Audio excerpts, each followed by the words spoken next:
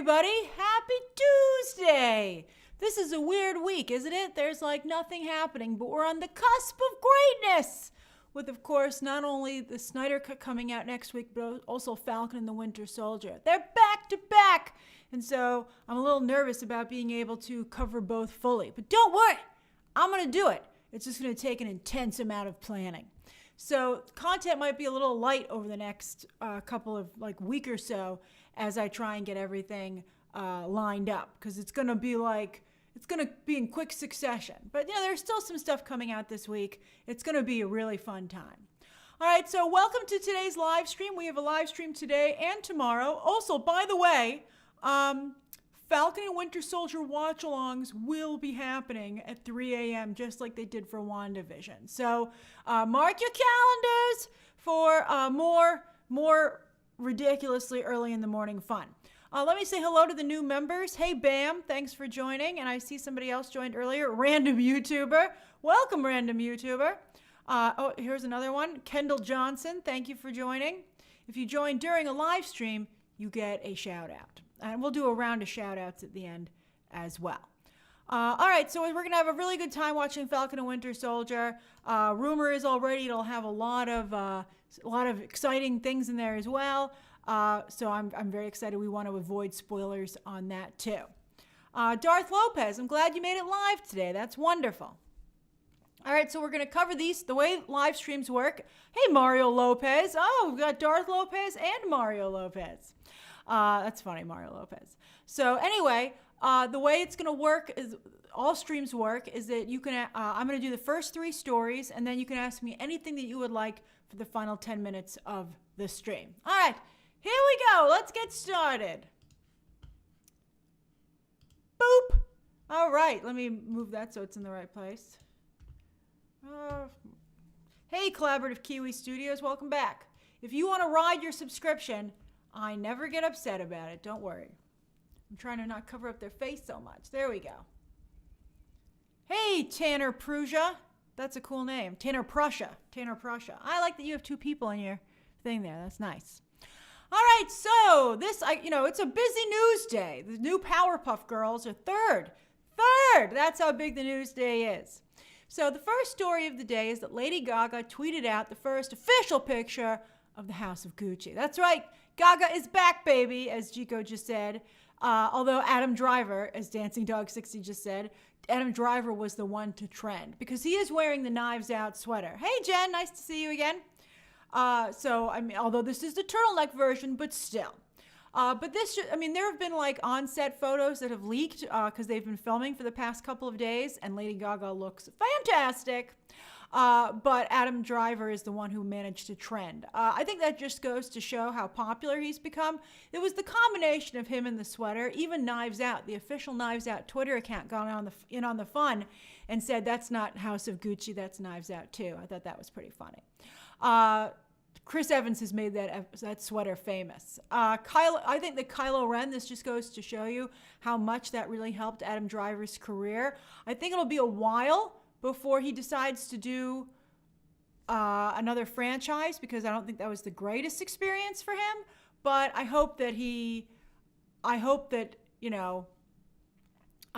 will maybe someday go back to one, because he's just so popular. And I saw some of you Photoshop. I retweeted one of them. Photoshop them onto the planet Hoth because they're of the snowy landscape. I thought that was pretty funny. Kylo Ren finally meets somebody else. Well, he's Ben Solo, but it was very funny. I do have a question. Mika says, I hope they aren't doing Micah says, I hope they aren't doing Italian accents. I do get a little nervous about that, to be casting, non-Italian actors to play Italians in a movie set in Italy. Can you still do that? I think the cast is so phenomenal, but, Jeremy Irons is in here playing an Italian, and maybe he married into the family by marriage, but, I get a little bit, I think it's a little bit nervous. Steven Turner pointed out that Lady Gaga has Italian heritage, so that's good, and heck, maybe Adam Driver does too. If he has any relatives, I think it would be a good idea to look them up. But I think this is a really phenomenal film. Now, a lot of us were like, what's Lady Gaga going to do to follow up her Star is Born role? And a lot of us wanted her to be Ursula in The Little Mermaid. Margot Robbie courted her for some role in Birds of Prey. And Lady Gaga was very particular on what she wanted to do. And she decided that she wanted to do this film. I think she made the right choice. I think she's modeling her career off of Cher's acting career. And Cher got herself an Oscar, so I think Lady Gaga picked a good role model. Now, Ridley Scott is directing this. That's my only concern. I feel Ridley Scott is uneven. Sometimes Ridley Scott does an incredible job. Sometimes he does not. So that makes me a little bit nervous. But it's a little bit hard to mess this up. This is about a famous murder. Oh, I'm so excited. Although, of course, obviously it was horrible. It's a true story, and it not only has Adam Driver and Lady Gaga, but Al Pacino, Jared Leto, and as I said, Jeremy Irons. Now, this has the potential to be a new Godfather, a new Goodfellas, a new Wolf of Wall Street, a new Once Upon a Time in Hollywood. I think this is really, really strong. And some of you might be like, why aren't you doing videos on it then? It's not to the level where I think you can do set looks. It's not that kind of movie. But when the trailer comes out, I will be reacting to the trailer and probably breaking it down because I think it's going to be that big a deal. And also, I think there will be lots of great stuff to break down, right? Lloyd Lester's like, Leto is in this movie? That's right. I think that this is going to be really big for everyone involved. If this hits, it's going to be not only big for Lady Gaga, but it's going to be great for Adam Driver, and it's going to be great for Jared Leto. And I have to say, it can level all of them up to like Leonardo DiCaprio star status. It's a very big deal. It's a very big deal. It's really, really good. For those of you asking, this is a true story. Well, at least it's based on a true story about an infamous murder in the Gucci family. It's going to be really good. And I think that, by the way, Lady Gaga looks phenomenal. And she's not voguing. She's not Lady Gaga in a movie. She really looks like she's doing a strong acting job, but she's picked a role that's very well suited for her. So I think that she couldn't have picked a better part for herself. Very happy. Jerome says, do you think she could do better than Madonna? I don't think Madonna was as good an actress as Lady Gaga is. I thought she was very good in A Star is Born. I think she can genuinely act. I really do feel that she is like Cher, who also was quite a good actress. And Cher didn't stick around acting, but she made some really iconic films, from Moonstruck to The Witches of Eastwick. I mean, Cher had some great films. She came in there. She, what was it? The Mermaid one with Christina Ricci. Cher came in there. She delivered some incredible films, and then she got out when she was still on top. So we'll see what Lady Gaga decides to do. I think her last album did very well. I mean, she just had Oreos. Steven, I saw you got the Oreos. I mean, the Oreos, you've kind of made it if you have Oreos, right? I mean, that's pretty phenomenal. Okay, so let's get to the second story of the day. But this, I think, is going to be a really big deal. I'm very excited. My only concern is Ridley Scott. I don't know if Ridley Scott is the right guy for this. We'll see how it turns out. All right, story number 2. Boop. Piers Morgan. Oh, he got booped today big time. All right, so let's talk about Piers Morgan. He, of course, was very problematic before this. A friend of mine recommended I watch V for Vendetta, which I'd never seen, so I checked it out the other day, and the timing was incredible because the news pundit on V for Vendetta is like a lot like Piers Morgan. It's like really down to like even the way the set was designed and the screaming and the really strong takes. It was like it was almost as if hey Nomar, it was almost as if in V for Vendetta they were showing Piers Morgan, but yet instead of the world saying like, wow, we don't want that character actually came to be real in Piers Morgan. Now the headline is that he decided to leave Good Morning Britain, and ITV said, okay. He's still fired. He might have, it's a little bit like when someone leaves a movie over creative differences. They've been fired. The thing is that Piers Morgan, the point you have to look at it is that Piers Morgan didn't intend to quit until ITV opened an investigation into him because they got 41,000 complaints about his behavior on Monday when covering the Meghan Markle interview. So, and also especially because they were running also a campaign about mental health.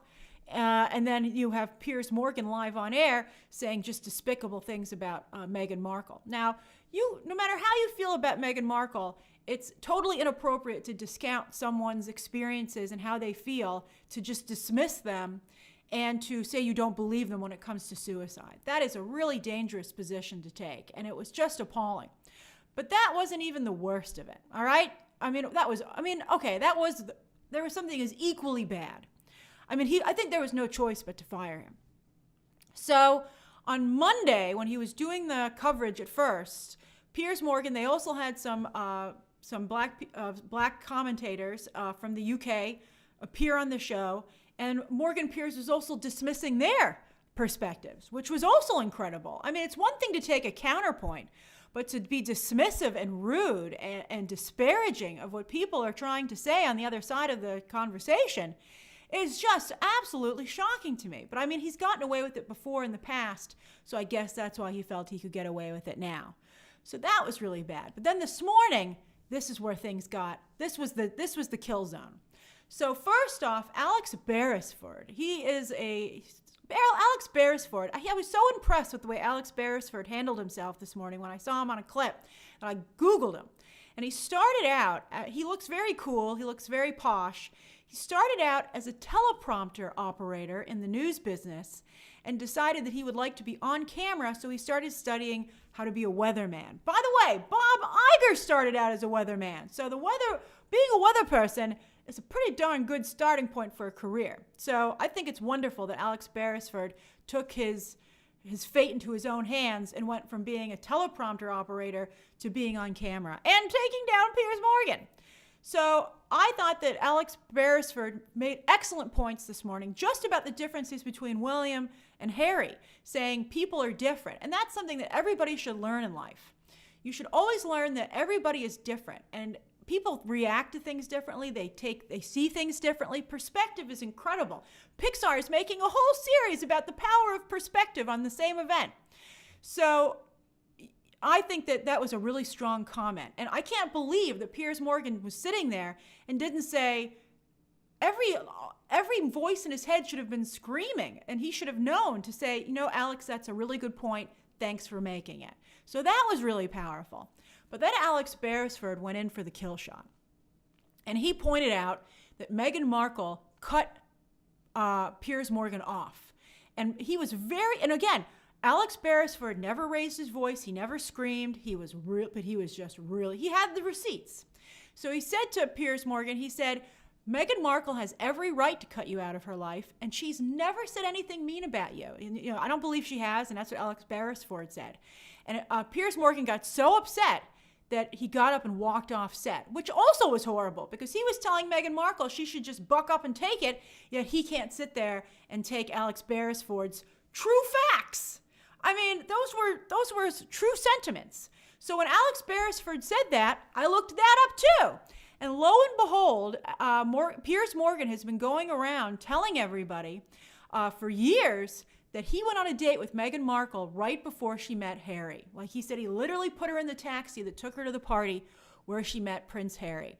And Piers Morgan went on to say that he was very disappointed because he really liked Meghan Markle, and he was sad that she ghosted him, and he wished, if only it wasn't for Harry, they could have been in a relationship together. And he kept going on and on about how he was so upset that Meghan Markle didn't talk to him anymore. That right there, that is despicable that he would comment on her and go after her like that, because that means it's personal. And, I saw someone tweet about that, and I believe it was a woman reporter or producer on CNN, and she said, a woman has every right not to have someone in her life if she doesn't want to. How many times do guys ghost people? It's just a hard truth of dating and life. I think guys would also find it appalling if some woman was upset that you didn't want to be in a relationship with them and started, harassing you. So the fact that, and I think that Meghan Markle, by the way, no matter what you think of Meghan Markle, Armando, you keep getting your things taken out. They're hilarious, your reactions, your emojis. There you go, I got one in there. But the fact that Meghan Markle never brought this up and said, I went on a date with Piers Morgan and I ghosted him, and this is why he's doing it. Although I have to say, as a woman, I don't think anybody would have been sympathetic to that, which is really tragic. But that's what it is. I really feel I think that's what got him fired. And The View pointed it out as well today. The View brought that up as well. That's not why The View trended today, because of a weird interaction about Meghan McCain saying that we were bringing down the British, which was weird because the British also feel this is bad. But I just felt like that to me was like really unprofessional. Like everything else also was horrible, but this was like a 1-2 punch, as some of you had written. It was just so horrible that he not only dismissed how people feel and suicidal thoughts, that is disgusting, but also that Piers Morgan had a personal vendetta against, speaking of V for Vendetta, Piers Morgan had a personal vendetta, hey Randy M, against Meghan Markle. Again, no matter how you feel about Meghan Markle, that is totally inappropriate, and he should have abstained from commenting on this, or certainly have been in a neutral position, because that's just horrible. I like Ari saying, "Dear America, please know Piers Morgan doesn't represent us. He is a disgusting person." That's really funny. So yeah, I mean, like that was just appalling. And I hope that when people see these stories, I see a lot of people commenting on what happens to everyone and they go, "Oh, that's so horrible and I'm upset about that." You can see the mistakes that these people made from a business perspective where they could not be saved. And that's what you should be taking from this. Piers Morgan, it's not that he had a different viewpoint. It's not that Piers Morgan isn't a Meghan Markle fan. It's this truly important stuff that he did in trying to promote that, and to try and get people who don't like Meghan Markle to side with him and to be their guy. And he made, inexcusable mistakes, really inexcusable mistakes. And also it's not even he had, again, an axe to grind.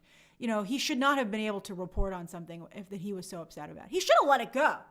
I mean, so what? Some of you are saying he's married. So what? The relationship didn't work out. She's never said anything bad about him. She wasn't mean to him. She just didn't want to date him. So I just thought that was insane. That was insane. I wonder what will happen. I would be, it's so bad. I don't know if he's going to get hired anywhere else, because especially it's the dismissiveness of suicidal comments and the Meghan Markle personal thing. I don't know who could touch him, because it's just so incredibly unprofessional. It's real bad. All right, so that's the second story of the day. Whoa. All right, third story of the day.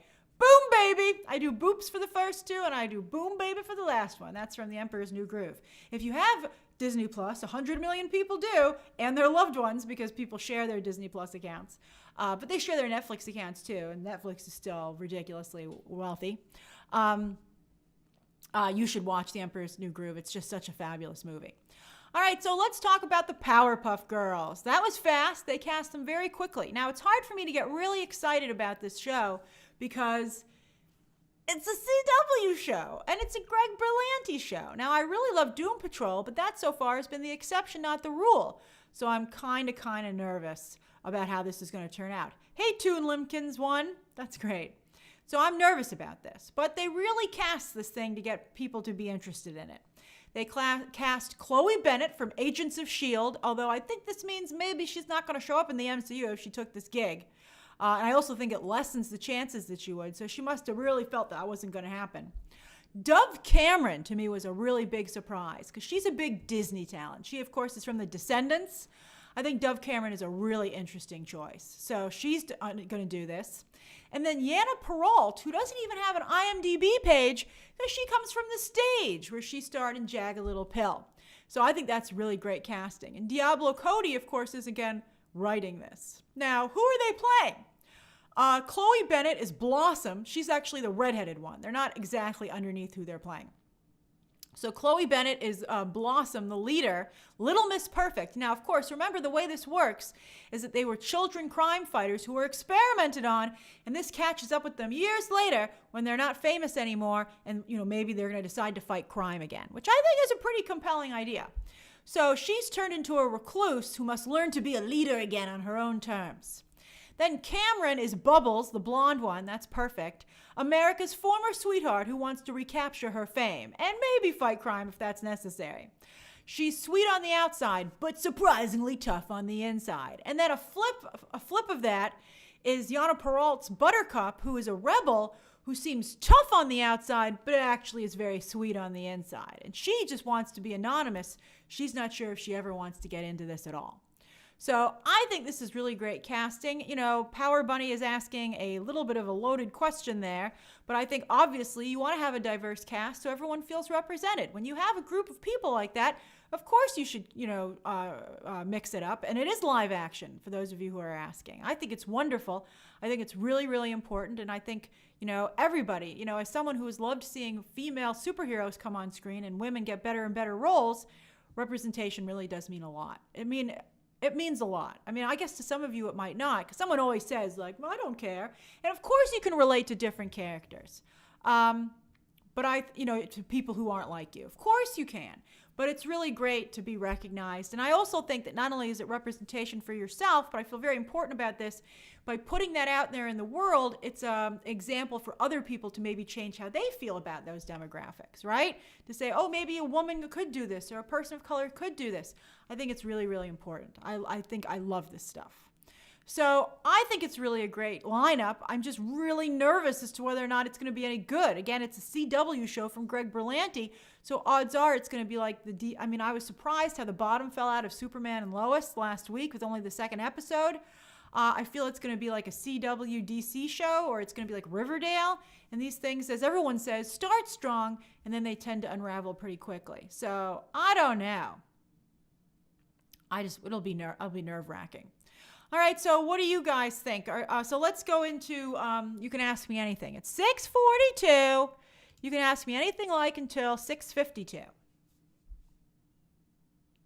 My pleasure, William. I think it's really important. I think a lot of people don't understand the nuances of many things. I'm often having to explain nuances because I don't feel even the people doing the things don't seem to really notice it. Oh, Mika says, what are your thoughts on the Snyder Cut Tom and Jerry leak? I know a lot of people are saying, oh, it's Walter Hamada. Oh, it's Toby Emmerich. I don't think that that's them. I think there is a culture within Warner Brothers. I think that the culture of Warner Brothers is divided. There are people who are like, yeah, Zach's a swell guy on this movie. People love it. Why wouldn't we want to have a successful property here? And then I think there are people who are like, oh, all the drama. We want this shadow, this cloud lifted off of Warner Brothers. And so I think that trickles down to all different types of people. So I don't know how it leaked, but I wouldn't be surprised if it was just someone who was in the IT department at HBO Max that thought it would be funny, quite frankly. Oh, Ari, I'm glad you're enjoying the stream, but I don't know who leaked it I have no idea.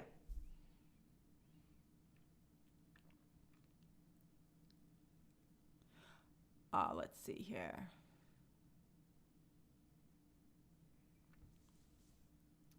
Brett D says, is Carey Mulligan still the front runner? There is no front runner this year. We'll see what happens with the SAG Awards and the Oscar nominations. You want to know how little people care about the Oscars this year?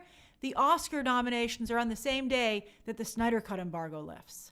Like, that is insane. That's Monday. That's like nuts. Like, nobody cares about the Oscars this year. It's just, I'll still cover them, but it's ridiculous. Hey, Mika Quinn. Thanks for joining. Dwizzle says, do you think that WandaVision was a success? I've been seeing a lot of covering their butts from the people who made WandaVision this week in interviews. They're like, we couldn't put everything in because of COVID and maybe we over-teased a little bit. We think it turned out great. I think they know that they probably went too far. I was really surprised. Jack Schaefer had a very candid interview in The Hollywood Reporter where she seemed very upset. I was like, wow, Jack Schaefer, calm down a little bit.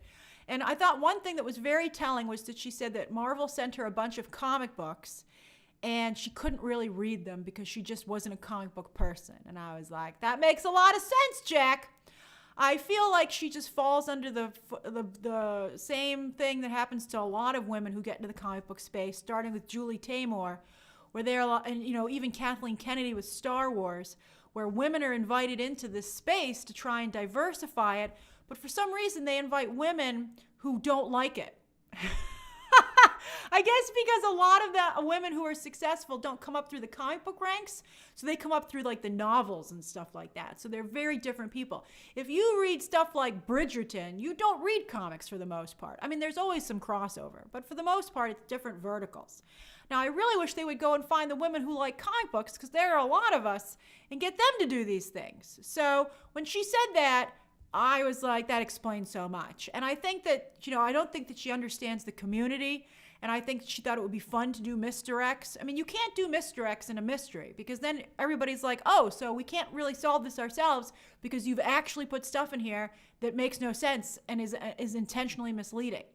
So I think that anybody who knows the fandom would have been like, this is a horrible idea. You're going to just get completely eviscerated if you do this. I mean, anyone who knows the fandom would have known. So I'm surprised that Kevin Feige didn't realize it, to be honest with you. Anybody who knows the fandom would have seen the Quicksilver idea and they're like, no, he's just this guy named Ralph Boner. And they would have been like, that's a can of worms that you don't want to open, man. That's nuts. I would not do that. I mean, maybe Kevin Feige, that was a really cruel way for him to close the door on the Fox X-Men. But I wish that somebody had, sometimes when you're in a position of power, no one around you is willing to tell you the truth. This is a real problem. If you always make sure that you have someone in your life that's honest with you in a positive way and privately. You don't want to tell someone they're stupid in front of a whole group of people, but you want to take them aside and be like, you're great, but this is a stupid idea. And I want to see you succeed. So let me help you get out of this. And so I feel that's really important.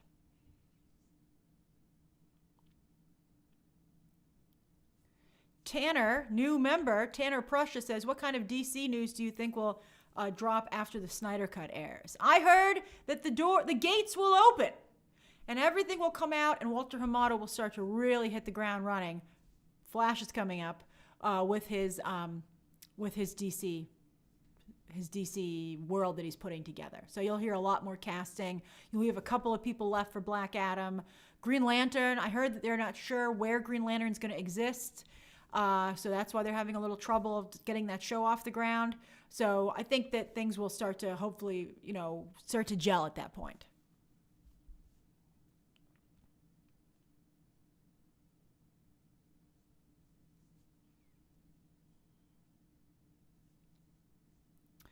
David, I dropped the High Republic comic. It's too much. I don't want to, I can't get invested in it as much as I would like to.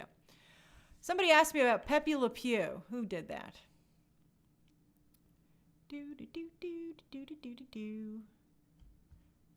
Brett Crandall says, Pepe Le Pew thoughts. Well, somebody had a really good thing where they retweeted an old stand-up routine that Dave Chappelle did, where he even said that Pepe Le Pew is a racist. Dave Chappelle is he's pretty honest. So he calls a spade a spade. So I honestly think that Pepe Le Pew is problematic, but I saw some people coming for Speedy Gonzalez as well. And, the Latino community seemed to really stand up for Speedy Gonzalez. So I think that, I think you have to ask the community. Obviously you're not going to ask the community of rapists what they think of Pepe Le Pew. But I think, when it comes to a character like Speedy Gonzalez, you ask everyone and you say, what do you guys think? Is this offensive? And in fact, a lot of people in the Latino community said they felt that Speedy Gonzalez was a very popular character they were very proud of. And so I think that's really important. And so I'm glad society checked.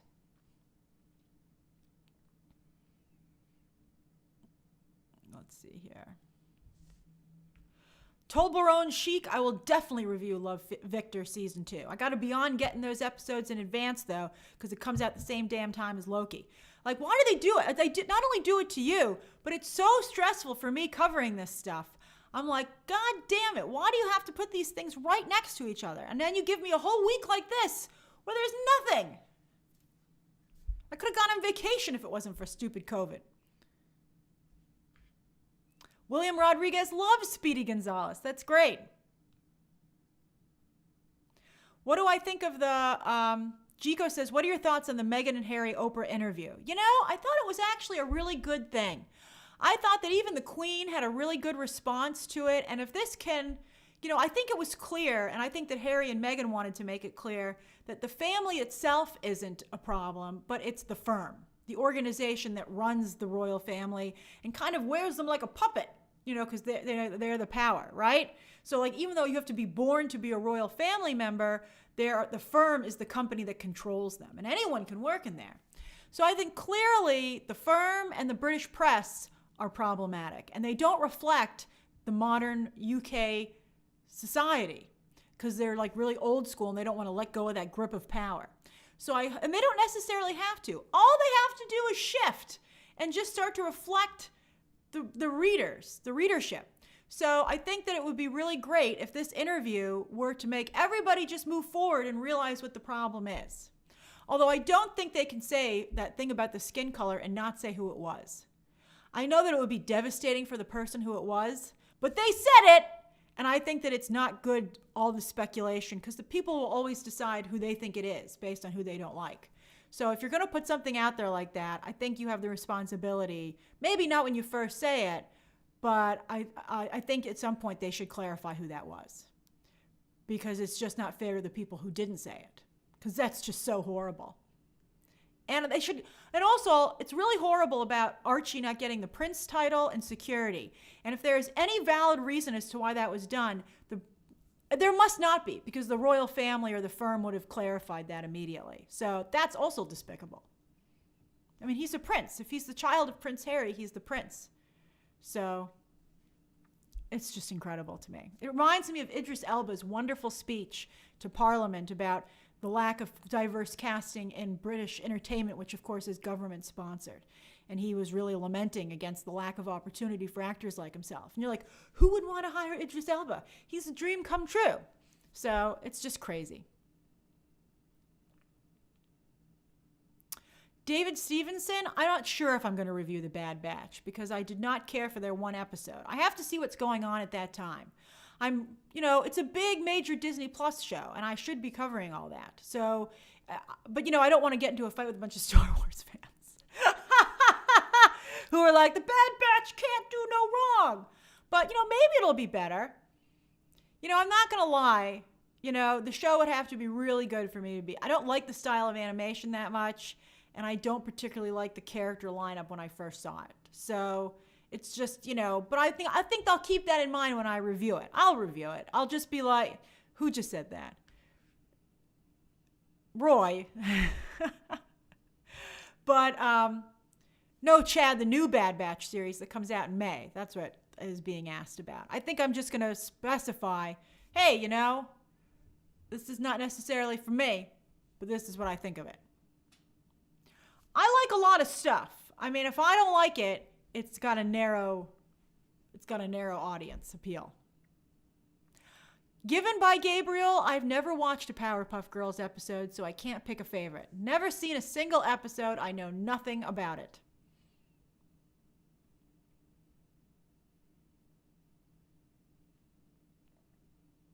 Hey, Psycho Sweetheart. That's a funny name. Mika, I'm not sure when we're going to get a Space Jam 2 trailer.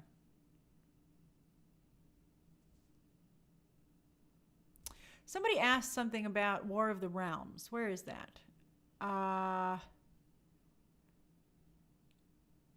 Jonathan says, can War of the Realms work in the MCU? I sure would love it to, because I really loved War of the Realms. That was a great comic book story about Thor.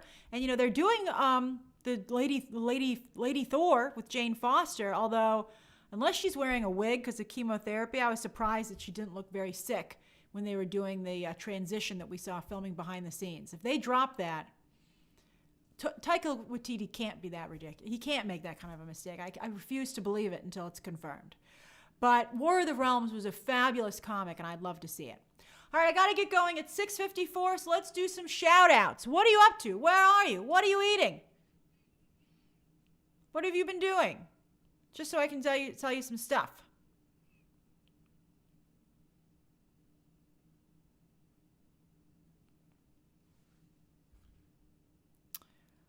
Kyle says, will Falcon and Winter Soldier affect Snyder Cut streaming numbers? I don't believe so. I think you'll be able to, I can't talk about it too much just yet, but from what I'm sensing, let's say, you will have no problem watching both. Hey, Kachi friend. Dan, I would love to do a Justice League watch-along, but I don't know if I can do a 4-hour watch-along. I just don't know. That's really long to do a 4-hour watch-along. And it's smack in the middle of doing Falcon and Winter Soldier coverage. So, I don't know. I mean, to be on for 4 hours, I mean, I could just put the camera on myself and just kind of sit there and watch it. but I don't think that'd be particularly entertaining for you. So it's hard to do a 4-hour watch along. That's like, and how would we all coordinate that? You know, I think that would be really hard. Amy's like, do it in 2 parts. I'll think about it, but I have to get up at 3 a.m. for Winter Soldier. So it's very difficult. Pastor Madeline's having barbecue with the hubby. Oh, that sounds delicious. Logan says, going to Spam-A-Lot rehearsal tonight. Mask performances next week. I'm glad you're going to have your masks on because singing is like one of the best ways, unfortunately, to spread COVID. Chico says, in my empty bedroom filled with my Disney collectibles. Oh, that's wonderful. Bye, Boho Raven. Matt Damage says, Taco Tuesday and laundry, writing my comic script. Oh, wow, very productive. I love it. Rodney, I'm not going to be able to do a Raya spoiler review. I mean, I wish it hadn't come out the weekend that WandaVision did. And also, I'm sorry to say, there just isn't enough interest in Raya. You know, I really have to stick to, I shouldn't have said, it's my fault. I shouldn't have said I was going to definitely do a spoiler review. If a movie doesn't hit 100,000 views on their actual review, I can't do a spoiler review. Because it's like it takes so long to edit a spoiler review. A spoiler review is like 5 to 6 hours of work for me conservatively. Trevin says, do the 4-hour stream. That's funny. All right. I don't know. Let me look into it. I mean, are you going to want to watch 4 hours with me and then jump over to Falcon and Winter Soldier at 3 a.m.? Ah, that's craziness. 4 hours. Oh my God, that's so long for a watch along. I mean, that would be intense. Let's see here. Scott says, Grace, order McDonald's on Uber Eats. Oh, I'm a little nervous about the variants. I stopped getting takeout. I was getting takeout a little bit for a while, sometimes to treat myself, but because of the variants in New York City right now, I'm too nervous to get. I would love some McDonald's. I haven't had McDonald's in over a year. I'm coming up on a year for myself in this stupid pandemic. Lloyd says, just finished dinner. Couscous salad, enjoying my day off in Virginia. Good for you. Dancing Dog 60 is learning how to draw comics online in Boston. I love that. Rashad says, just cooked some pasta with ground turkey and broccoli. Now playing Sims 4 before work tonight. What a lovely meal, Rashad. Ari says, about to go to bed with a smile on my face knowing that Piers Morgan was fired. Sorry, not sorry. He did it to himself. Alex has just finished Raisin Oatmeal, going to watch Superman and Lois. That's right, that's on later tonight. I have to watch Yesterday, though, from Netflix, so I don't know if I'm going to have time. Let's see here. Steven Turner is at home in Brooklyn laying on my bed watching all the new, buying all the new WandaVision merch. Yeah, they had a lot of it. Dane O'Leary says, just finished, where was that? Where'd that go? Oh no, where'd it go? Where'd it go, Dane? Something about chicken.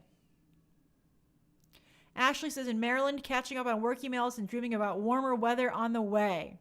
George Alexander says, in bed watching Twilight, getting my RPATS fix. That's awesome. Dax says, any news on your vaccine? Still not open to those of us in New York City who are under 65. So I don't know when I'm going to be able to get it. I'm going to get it as soon as I can. I'm tired of waiting. As soon as I can get it, as soon as I can get an appointment. Shield91 says, stuffing my face with Chinese. That's great. Let's see here. Joel Ralston says, pizza and salad while I listen to you. Oh, yay. Nom, nom, nom, nom. Nom, nom, nom, nom, nom. Royce is waiting for my gyro platter to be delivered in Westchester. Let's see here. Jed is working from home. That's pretty funny. Tanner Prussia is cooking cabbage and steaks in Erie, Pennsylvania. That's such a Pennsylvania dinner. I love it. I have relatives from Pennsylvania. Let's see here. Amy Gibbs is having tuna and Doritos. That's fantastic. Ari got the Pfizer vaccine. That's both shots. That's awesome. Psycho Sweetheart wants pizza. I'd like some pizza too. But I get my food delivered only every once in a while, and so I have to save my frozen food for next week. But I do have a delicious pizza, although I might break it out for the Snyder Cut. Delicious pizza! Dax says, good night, Beyonder. Sweet dreams, y'all. Good night to you too, Dax. All right, everybody, I'm going to get going. I'll see you tomorrow. We'll have one more stream tomorrow. Thank you so much for joining me. And I'll see you tomorrow and have a great rest of your evening. Bye, everybody.